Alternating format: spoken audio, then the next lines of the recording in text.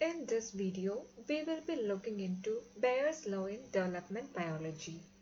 In 1828, Carl Ernst von Baer derived four generalizations from his detailed study of chick development and comparison of chick embryo with the embryos of other vertebrates.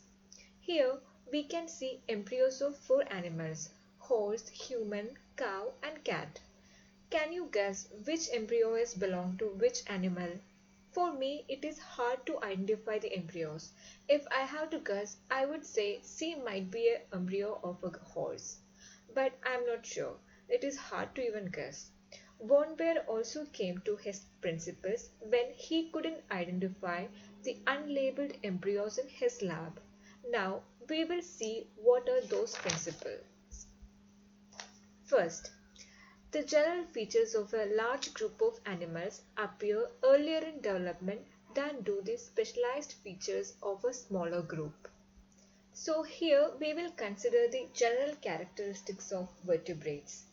What are those? They are notochord, spinal cord, postanal tail, pharyngeal slits and gillards. In this picture we can see embryos of different vertebrates and they all look similar in the early stages of development. We can see the notochord and the postanal tails and pharyngeal slits in this diagram.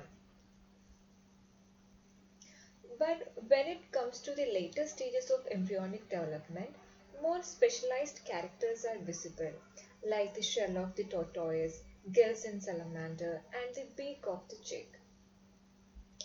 Now we will move to the second principle, which is less general characters develop from the more general until finally the more specialized appear.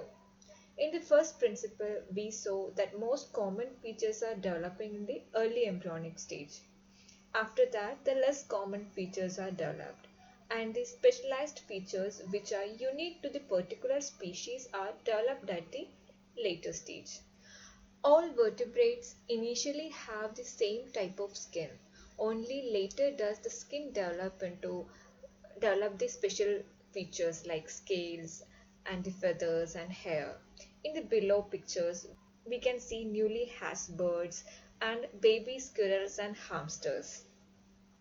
When we look at these pictures, in these pictures their skins are look similar, but we know that birds will be having the feathers and the squirrel and the hamsters will be developing the furs, but those will happen at the later stages only.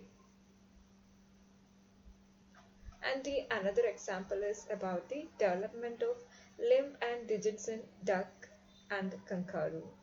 You can see in early stages they look similar, but in later stage they develop their unique features. In the case of duck, it is the web digits.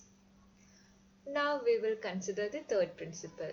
The embryo of a given species, instead of passing through the adult stages of lower animals, departs more and more from them, which means only the embryos will be resembling each other. In case of higher vertebrates, their embryo may resemble that of the lower vertebrate, but it will not develop any of the features that are present in the adult lower vertebrate. I will explain it with the example of visceral cleft in vertebrates. In the picture, you can see the visceral cleft of embryos of vertebrates belong to different classes. They might look alike at the embryonic stage, but they develop into different features in different species. In fishes, they develop into gill slits, and in mammals, they become eustachian tubes which connects ears and nasopharynx. The last principle is that the early embryo of a higher animal is never like a lower animal, but only like its early embryo, which means only the embryo of different species will share the resemblance, not the adult ones. Like in the example of visceral clefts in mammals and fish might look alike, but the visceral cleft in mammals will not be developed into gills.